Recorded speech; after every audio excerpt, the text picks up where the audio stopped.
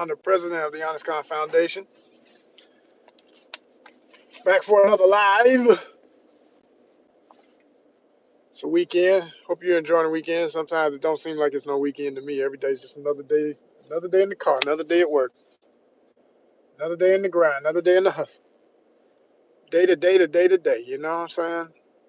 It's crazy. It's what it is. We're that much closer to Christmas. What are you doing with it? If it means anything to you, if you do anything for the holidays, for the winter holidays, I'll just say it like that because it could be, you might not celebrate Christmas, you might love it, you might do Kwanzaa, you might not do any of it. It's all good. It's whatever you do. It's whatever you enjoy. It's whatever makes you happy, whatever keeps you content. That's what we all got to do. Yeah, yeah. I think that's going to be the topic today. What keeps you content? Or one of the topics. How about that? Because, we do multiple topics. Because we're a multi-niche channel. You know what I'm saying? Multi-niche. Multi-niche channel here. The chat is open to subscribers only. And everybody got to be grown, okay? Only grown folks. This is a grown folks channel, okay? Only mature grown folks at that. Because you can be so-called grown, but that don't, age is just an age. If you ain't mature, that's another issue. I say that because I went live the other day and had a kid. I didn't know it was a kid. I just asked. I saw somebody talking, and I said, "Okay, it must be a subscriber because only subscribers are allowed to talk." That's the way I set my stuff up. And I just asked them. I said, "Hey, how old are you?" And they was like, I said, "What? You what?" It's like, "Kid, man, get out." I said, "You need to. Do your parents even know you on the internet?" I said, "Get off here, man." I was like, "Damn, that gets on my nerves. People don't be keeping up with what their kids doing. I don't. I hate that." They at large seem to just think everything's gonna always work and you always get what you paid for it. Well, I guess most people know that ain't always the case, but I just think the fact that people order so much, especially during this time of year, and have no idea how up and down and all around the process is of getting it to your door. It is a hot, stinking mess. Okay, like between two Wally Worlds that I go to, one of them had such a dilemma with packages that in the last few weeks, they just now, I guess I'm talking to one of the guys that bring out the orders, and they're all like teenage to college age, and they don't, that's its own dilemma with some of the poor and that are worth a damn, that really do their job and are very respectful and all that good stuff that I would hope would be more common, but it ain't. And asked them, I said, "Hey, what's going on with y'all orders? Like, did they ever? It seemed like y'all coming out a little faster than y'all usually do, because it was real bad for one of the weeks. Like, I mean, horrible. Like Thanksgiving, it was no point. It was no point." And so they were saying, "Yeah, we got a new manager or whatever, so that's affected every department." I said, okay, all right." Somebody at the top said, "We losing way too much money at that location. We getting way too many complaints." And then I knock somebody off real quick and replace them. It's simple and plain. Like, next. You don't want a job? We yelling next faster and faster with every day closer to the robot taking all these damn jobs. So keep playing and it's going to be nothing but, a bunch of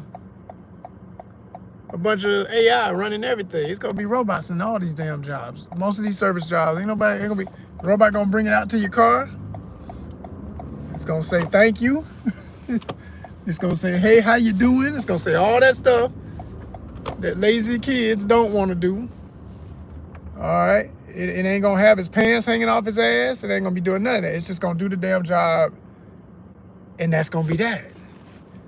And if the robot breaks or goes crazy or whatever, they done already done the math. It's like we would rather go to court for the robot than some kid saying something crazy or doing something, or folks stealing stuff out the back room, or somebody not being on time, and folks showing up smelling like marijuana, and folks coming to the job half high and half drunk and half everything, half assing on everything.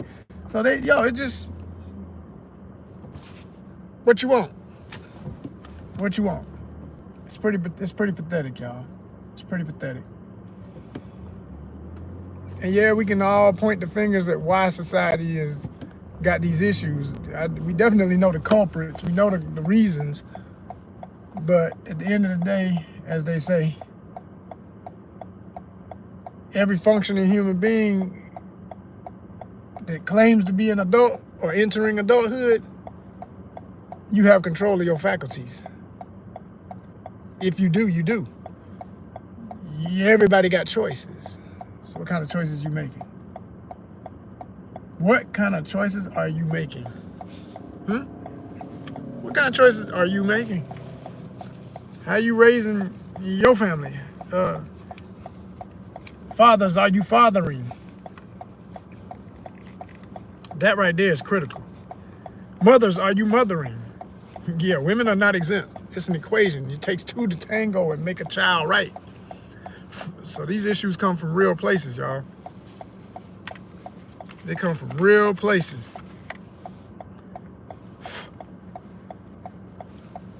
I was looking at, woke up this morning to some stuff that, I mean, not the topic I wanted to see when I first woke up, but, you know, like I say, I'm not the person who's in a position to not look at my phone when I first wake up, because my business is on my phone. So I understand the psychological what have you of all that, but for me, it's psychologically damaging not to know what's going on with my numbers. I like to know as soon as I wake up, how close or how far do I remain from glory, from the goals I have set for this medium of my enterprise, you know, because I got goals and I'm gonna reach them. And I have to check in and keep up with everything on a daily basis. Every day, I got to know what's going on with YouTube, what's going on with Instagram, what's going on with all the social media, because that's where we at. That is where ONYXCON puts out our content, you know what I mean? And in one of my group chats, some of my buddies was, because, you know, we all grew up in Atlanta and everything. We from Atlanta. And so they had posted something that was real disturbing. And it was, and I even wonder when I saw this, I need to look up the source, because they said the source at the beginning of the video, and I need to know what that is and why that's supposed to be a trusted source. But I didn't need, the saddest part is I didn't need to check the source to know that it's probably true. It's probably worse than what they said, but they said in the state of Georgia, the following schools were the ones with the worst accounts of recorded fights, high schools. And they were showing, and it was sad because with the exception of maybe one or two that I'd never heard of, most of all these schools were in APS, other ones were Fulton County, and others were DeKalb. And in all three of those counties, and in the particular areas of those counties where these schools are mixed nowadays, demographically, but the majority is young black children. And that just pissed me off, because you know all the reasons why, like I say. And then what makes it worse, I shouldn't have, you know, you say to yourself, why am I even gonna look at this? But you need, you know, it's just like you say, I shouldn't look at the comments, but you look at the comments. Why did I look at the comments?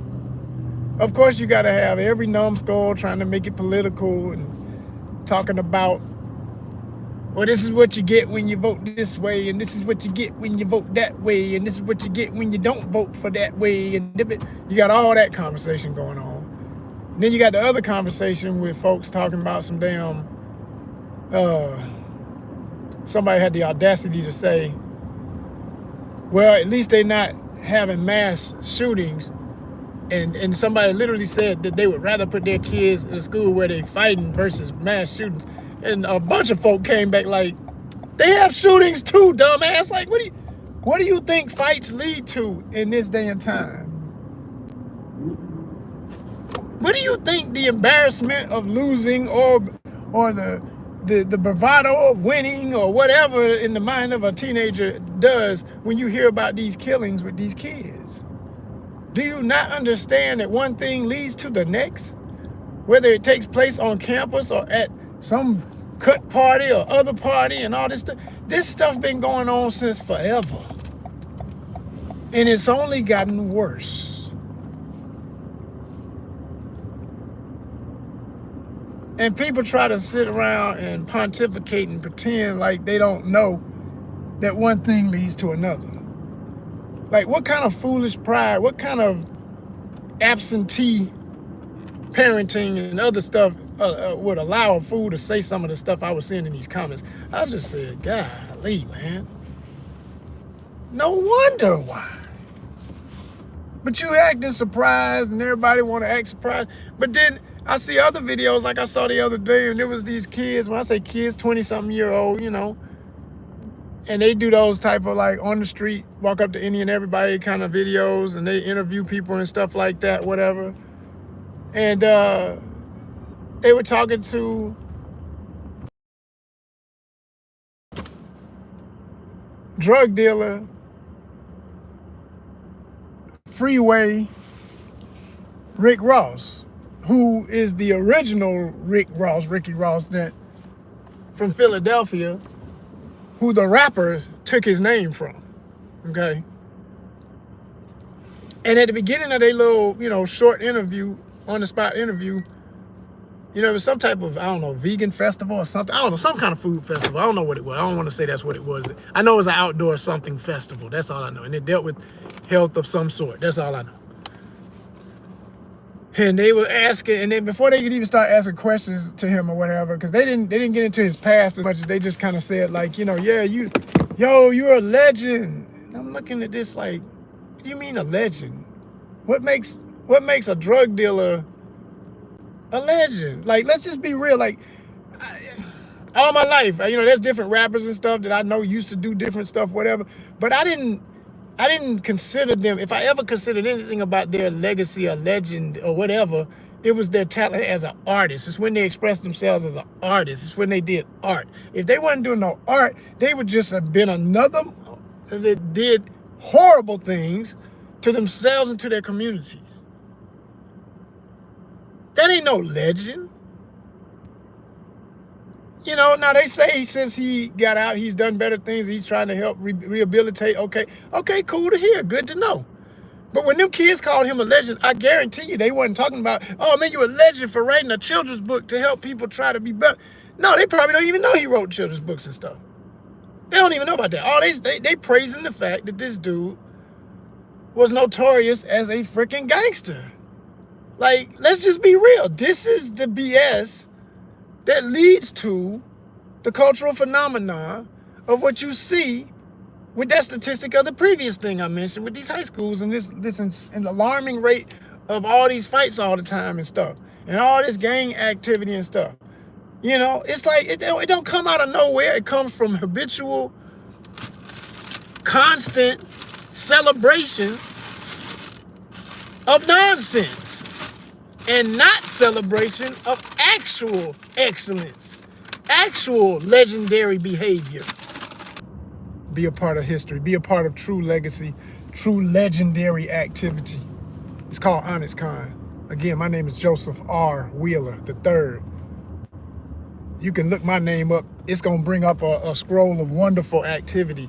Ain't gonna be no damn scroll of criminal activity, because you ain't looking at a damn criminal. And see, that's my problem, people, with this whole thing that goes on, where people celebrate all this stuff and then act like they surprised about the results. It's like, what you talking about? Just keep doing this dumb shit and you're gonna get these dumb results. It's like, nothing's in context, nothing's in order.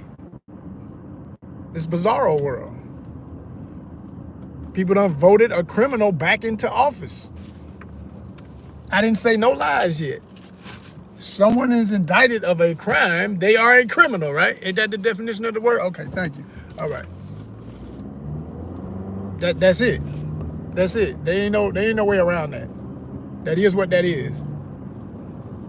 You know, people love to play with words, but don't want to face what they really are. Got a whole generation of young folk. And this ain't just black, but that's where it started with you know, the depressions of my peoples. I ain't gonna even say my. Those that are, and the rest ain't. Because I can't claim everybody. Like I say, ain't for the culture. I'm for the cultures, plural, with a Z or with a S. Can't claim everybody. You claim everybody, they gonna all expect you to come to their rescue when you ain't had nothing to do with it. Wait a minute. What are we doing? Oh, I don't even do that. What? Well, we in the culture. No. See, that's why. No, I can't be in there with y'all. Because y'all gonna do some stuff I don't do. Kendrick Lamar said, calling it culture. Hurt people hurt people. That's Kendrick, who I greatly respect. That's Kendrick, who though, yes, affiliated with blood gangs in LA and all of that, is not technically a blood. I don't care how much red he wear, I don't care how much slang he say, he is not in a gang literally. He's affiliated. There's a difference in actually being a absolute criminal doing stuff and being an artist who speaks of an environment they came from. There is a difference.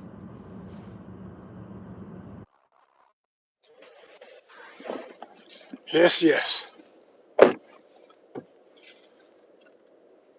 Back in it. We're gonna get to it. Let's go to it. Let's go. All right. So, as I was saying, just a side note. I gotta do a side note. Side note rant. Side.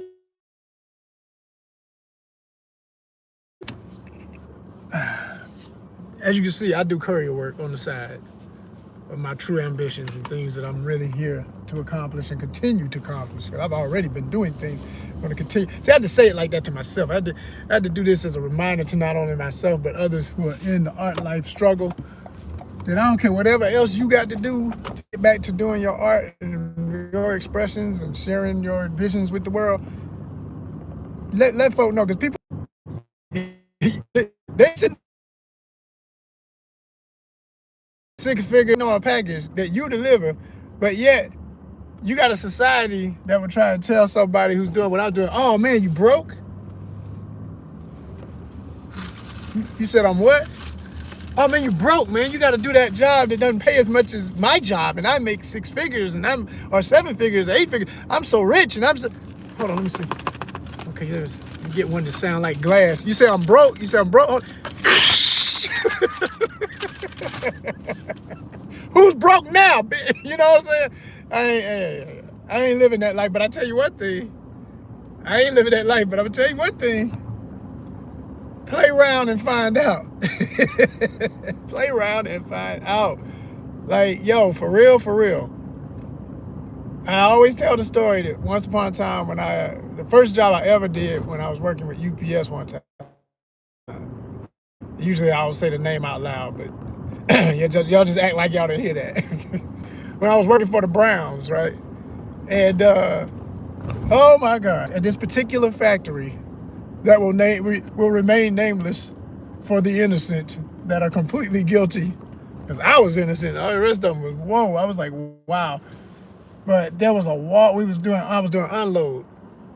Opened up the back of the trailer. It was solid with all these heavy boxes, and most of them were TVs and stuff at the top. You can see they were TVs. And this is back when they were making TVs with glass screens, like the first flat screens that came out that still had glass screens and stuff. That tell you how old this story is, right?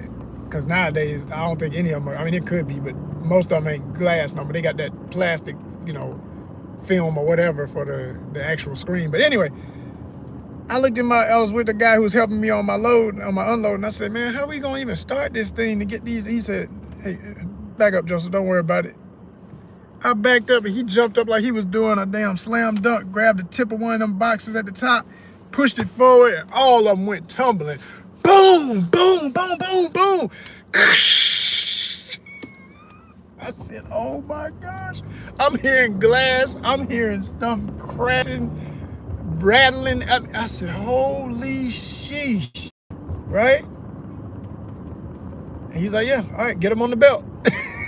Started loading them on the belt. The manager came by, didn't say one word, but he just did this wicked nod and kept walking. I said, oh my gosh. Oh my gosh! Ain't nothing but a gangster party. You talking about gangster? You talking about gang? Man, please, fools talking about gangster. Ain't nothing but a gangster party, party. Some of these jobs that folk take for granted, and workers that people take for granted and treat like they ain't nothing. Man, let me tell you something. Y'all better kiss the ground that every package you ever get. You better be so happy there's people like me that have integrity and can put ourselves in other people's shoes and say, how would I like for my package to arrive? How would I like for somebody to treat what I took time, worked for, hard for, hopefully worked hard for? A lot of people ain't working hard for nothing. They just, they're just throwing their money around. But I'm saying, hey, you bought something, it's your property. It's all like I always say, everything starts with the real formula. Respect, power, money. So I'm going to give it respect. Because I know, because it ain't even about that person. It's about, because you run into assholes on all sides of the equation. So if you're dealing with an individual, okay, and they do something, okay, now I got a target of who's the fool here. But if you ain't come at me wrong, I don't know you from nothing, and I'm trying to get you back, you give people respect, man. It's simple and plain. Ain't nobody done nothing to you. Why would you disrespect what they've ordered, whatever? So just being on the other side of it and seeing how stuff goes, and it goes into everything, y'all. I mean, I'm in the film biz. I've been on sets where I've seen crew members buck up at a director, which is absolutely a no-no. Okay? And not a director who was being disrespectful or indignant. Like I say, respect is mutual. So, if you did something wrong, I don't care about no rank. You did it wrong. You get what's coming to you, right? No, it wasn't even that kind of situation. It was just foul behavior for foul behavior's sake. And really, all it really came down to is once you realize, and this was a racial situation. It was a very young black director, 20-something years old, very talented.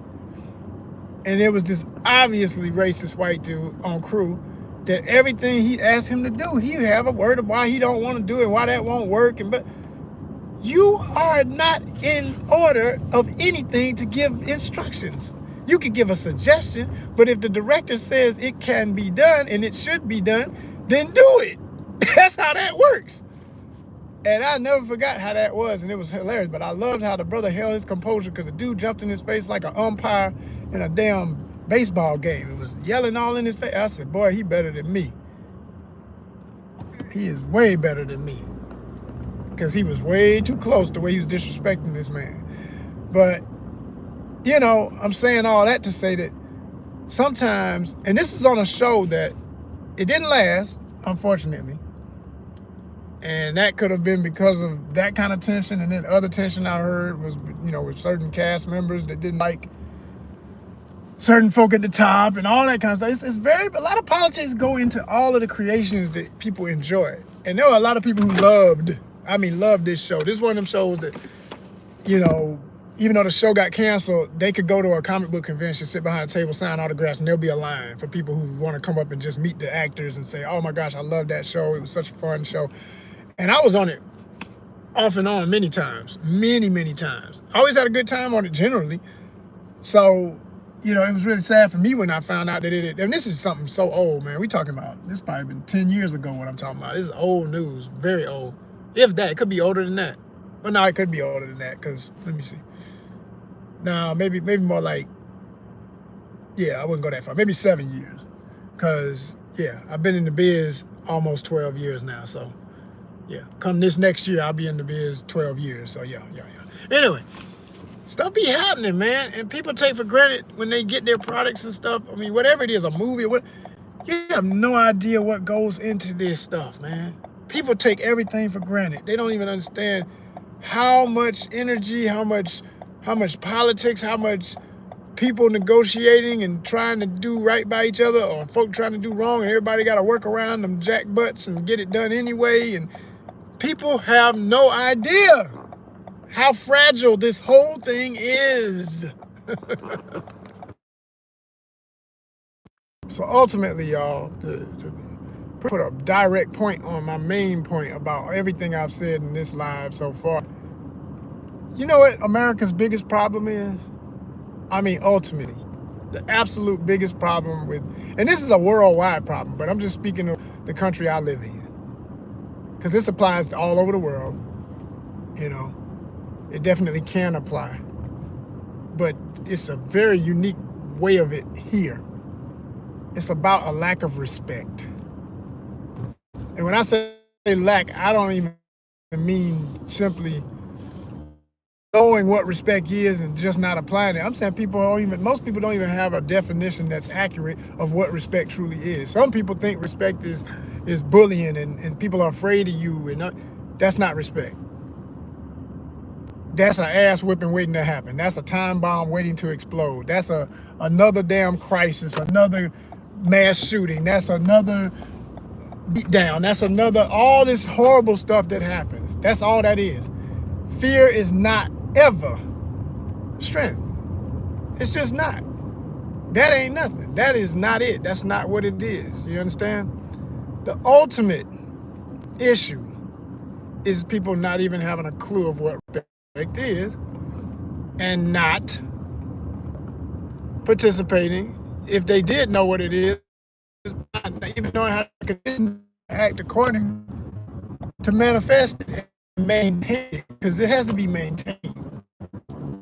It's not, it's a daily activity. It's a daily response to conditions and adversity and all the challenges we all gonna face every single day. And it's a choice,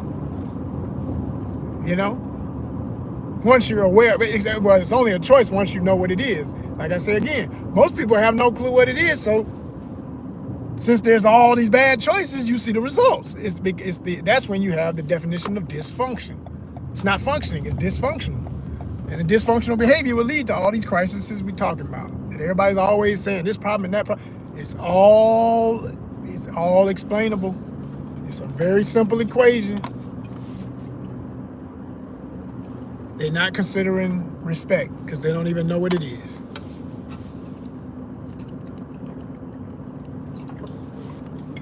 So,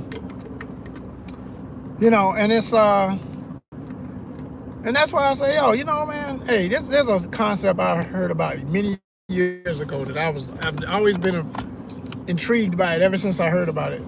But it's from Japan, and it's I might be pronouncing that wrong. If I am, and you know how to pronounce it or whatever, reasons why anybody's supposed to listen to you, drop some accreditation if you're gonna have the audacity to even speak, right? Say it with your chest, put your name on it, right? But don't hide behind no little weak ass, like people be out here with these channels, don't even have pictures. And they got these bot channels, I call them. They don't have no posts. They might have 2 or 3 videos that they liked, and they looking at everybody and got something to say to everything, and you don't even exist. You don't even exist, right? Not that. Don't be that. Be the person that's gonna stand up on what they say, and this is me, and this is why I know what I'm talking about. But Shinkiyatsu is the concept of, to my remembering of what I remember it being. Again, this is all on memory.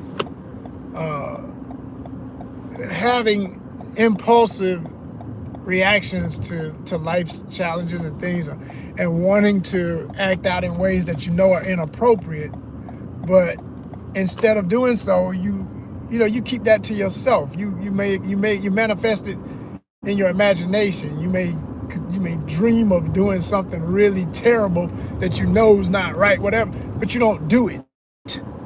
And something that will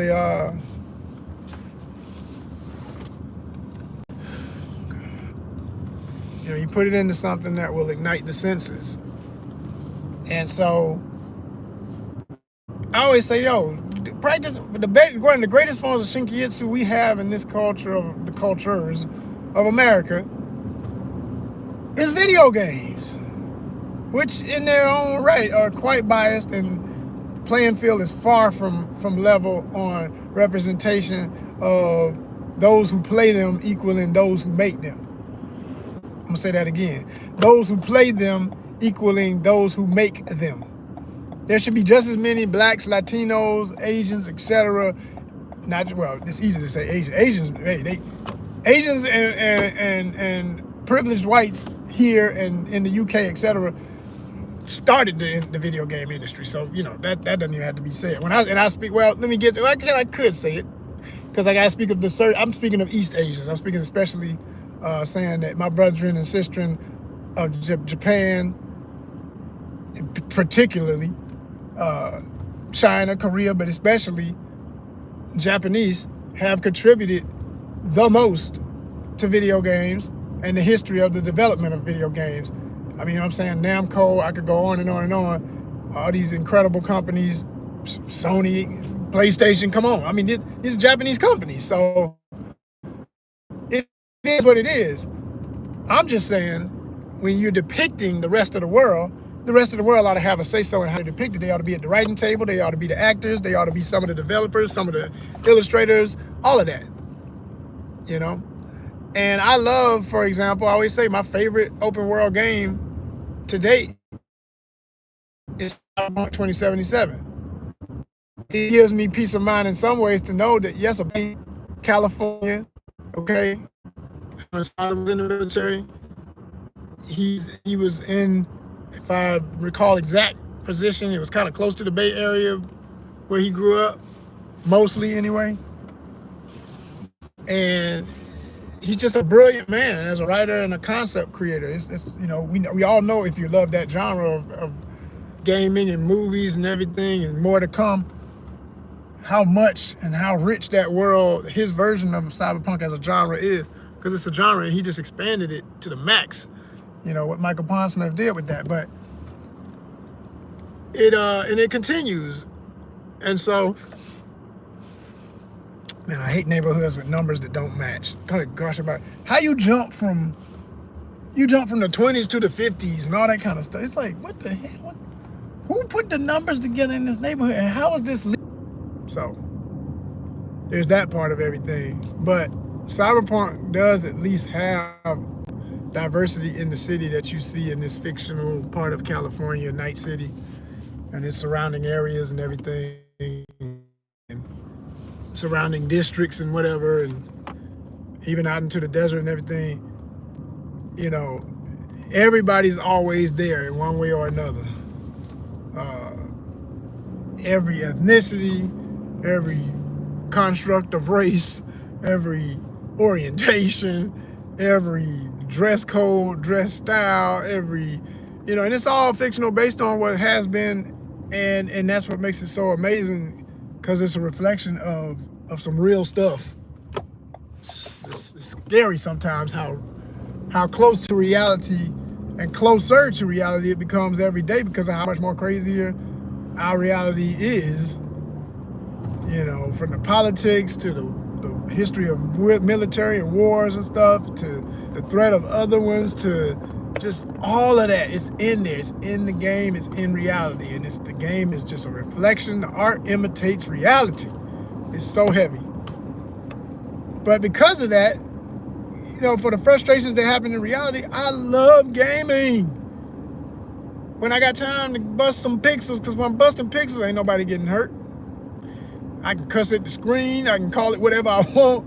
I can go live if I want to share it. I can keep it to myself. I can tear some stuff up. I can blow some stuff up. I can shoot some stuff, and ain't nobody died. Having fun, man. That's where you got to keep this stuff. You know, I've often thought video games could literally save lives. I know they have saved lives, but I'm saying they could save more lives if, you know, for that side of it where people think they need all this release of their angst and their, you know, whatever can't be put into sports, because everybody ain't an athlete, whatever can't be put into hardcore recreational activities, video games. You know what I'm saying? And that is how a lot of people play them, for that relaxation, for that release, for that, you know, and in some ways people abuse them for that too. I don't think it's healthy to only be playing no games. Now, I'm not saying that. We're a multi-niche channel on purpose. Like, I'm showing you various ways to be entertained, various ways to be edutained, educated and entertained, various ways to live outside the box and do something fun with your life but never getting bogged down in one thing so much that you're obsessed with just one element and not doing other things to make a full, rounded individual. You know what I'm saying? Travel is forever. I always say that first, you know, because one thing about travel is we're different. If you just drive somewhere in your own state where you live now that you've never been, it does something to your mind. I mean, it's like, it's got to, it's mandatory. It's just the way we're built. You're going to feel like, man, first you're going to be like, I never knew this existed. Then you're going to think, I didn't think this existed in this state, you know, because you're going to see something that doesn't even look like what you're used to seeing. But that's the other thing about that kind of travel. Go somewhere, went somewhere this year, and it was by chance because a buddy of mine, shout out John Cooley, wanted me to do some scout work for him to see a site that he might want to film in for a film project he's got coming up. Check out Convergence dot movie or underscore movie. I always forget, but just look up, just say Convergence Movie on Instagram. It'll come up. But when I went to this canyon, it was technically a man-made canyon. I was like, wow, man-made canyon. I didn't even know that. That was the first thing that, you know, put a wrinkle in the brain. They say you're not thinking unless you got wrinkles in your brain. Your wrinkles are a representation of years and years of getting new thoughts. So put a wrinkle in the brain. That was good. I said, okay. I always thought all canyons were natural only, you know. Something prehistoric, a river dried up and it's left. No, it can be made from human activity technically, because if you digging and stuff, which is what happened, people were mining in this area, and they mined this pit into an area between some hills to where it looks like a natural canyon, but it's not. It's literally was a human-made canyon here in Georgia. I said, whoa. Got a video about it. Go on down the list and you'll see it. You might have to go through a lot of other cool stuff you'll want to see too, but you'll get to it if you want to look. But that type of experience, you know, makes you appreciate even where you're at more, because you're like, I'm the kind of person, you know, not only am I that kind of person, but I'm at a stage in life where I really just want to be traveling all the time. I don't want to just be in the U.S. There's plenty of other states in the U.S. I have not been, a great many. You know, I've been to a lot of states, but, you know, 50 some odd states, I dare say I've never been to most of them. I mean, all of them by no means, you know. Being on the East Coast of the country, I've been all over Georgia, of course. That's home. Florida, of course. What's crazy is I haven't been to Miami. I keep saying, you know, the only thing that keeps putting off Miami is everybody tells me how expensive it is. And I'm just like, why would I do that when I could go to the Caribbean? Like, I could just hop out in the boat and go right straight to the Caribbean. It's right off the tip. I can go to the Bahamas instead of Miami. The hell with Miami.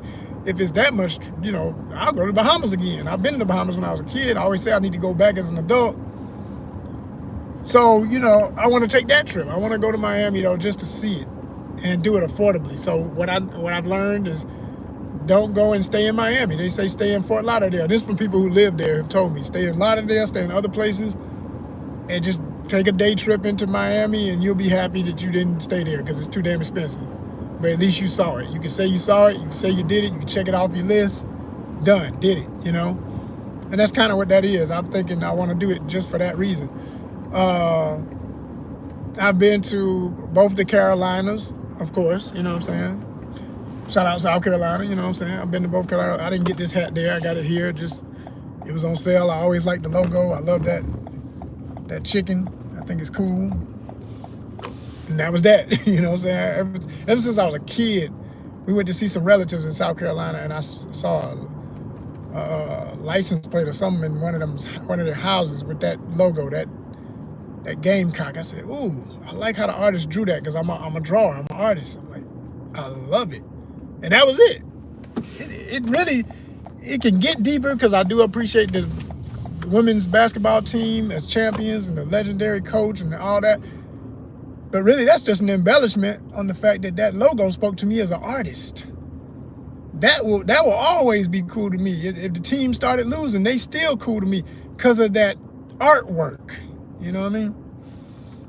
So yeah, I've been there, both Carolinas. Shout out to the Tar Heels too. I like that logo and the mascot, love it. Been to, you know, had school in New York. Been through Virginia, not really spent a lot of time in the state. West Virginia, I don't think I've ever been. May have crossed through it but never technically, let me hang around for a minute, see what this is about, Similar situation with going through Baltimore. Been to Baltimore, but not really. Been to Maryland more so, to just say Maryland as a whole. And at one point we were in Baltimore, but it was so brief, it was literally just like in a hotel near Baltimore, in the area or something like that, so that we could go back over to DC for a graduation. So I've been to DC. I know about DC a little bit, not a lot, but I can say I have experienced some things in DC to know enough about DC that when I hear about stuff happening in DC, it doesn't surprise me because of what I saw and that kind of thing. You know what I mean? So yeah, there's a whole bunch of other places, other states.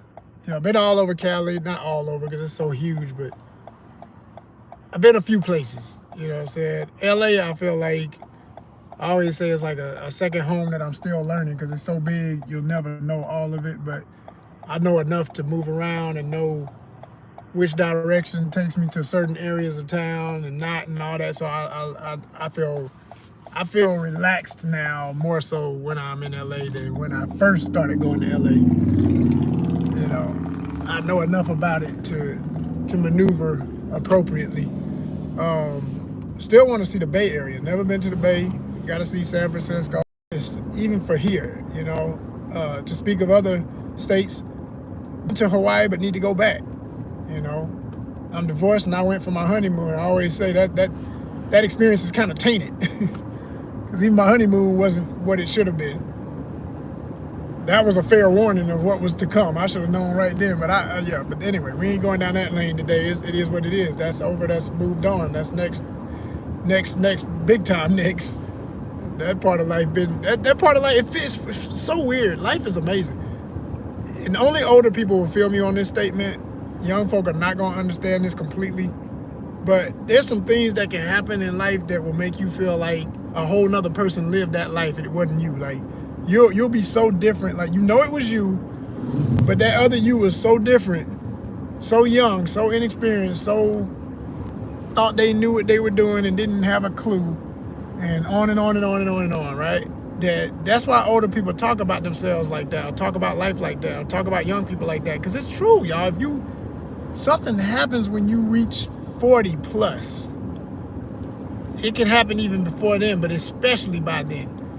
You gonna feel different about your 20-something self. You gonna like who is that? What is? And don't even mention teenage. You be like, oh, psh. It's like you just hope whatever you can't remember ain't pathetically horrible, for some of the stuff that was done. But I know who I was at every stage of my life, and I've always been raised to be respectful and all that. So I don't ever worry about too much as that. I had my moments. I was young. I did dumb stuff like all of us, but I didn't do nothing dumb enough to jeopardize my family name and destroy my legacy or ruin my people's expectations of me as a grown-ass man. You know what I'm saying? So it's a cadence to it all that you got to abide by it. Like, again, I said earlier, if people don't have no example of what respect is, they can't be respectful. So we got a lot of work to do, but I ain't gonna get off on that again. I already hit that topic. We're gonna keep going on this travel vibe because, like I say, it will reshape your mind and give you a new enlightenment to the way the world really is and how it can be. And with that, going into 2025 and forward, we're gonna continue the mission. Like I always said, I made a decision back right before everything went crazy in 2019.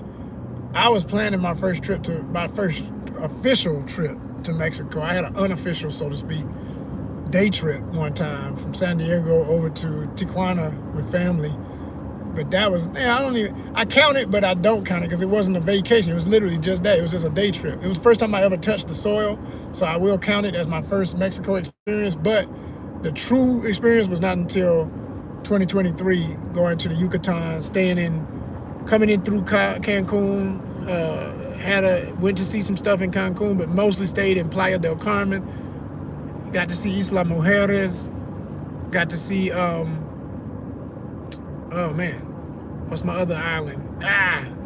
It's gonna come back to me in a second. But I explored that area and enjoyed it, and I definitely want to go back.